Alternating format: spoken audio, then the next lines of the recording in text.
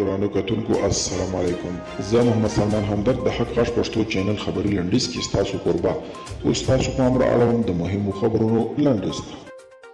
کابل کې د المان ګډو عملیاتو قومنداني ویاند وایي چې جرمني د افغانستان کندوز ولایت څخه د خپلو سرتیرو د ویستلو بهیر پیل کړی دی.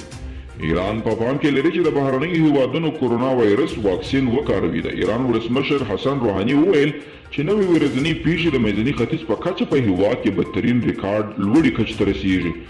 متحده ایالاتو، اروپایي اتحادیې او نورو نړیوالو مرستندویو هیوادونو د 2021 کال لپاره جنگي ځپلو د افغانستان سره شاوخوا 3 میلیارډ ډالر ژمنې کړي، مګر دوی وویل چې توزیع د کلونو جګړې پای ته رسولو لپاره د کابل او طالبانو ترمنځ خبرو کې پرمختګ باندې به مشروطه وي.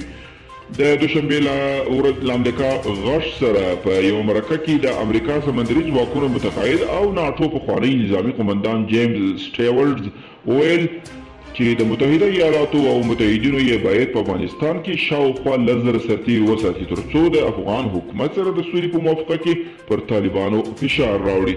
د متحده ایالاتو منتخب ولسمشر جو بایډن د شپږو مهمو پوسټونو لپاره چارواکي په دندو ګمارلي ځکه چې هغه د واک اخیستلو لپاره خپل تیاری نیسي.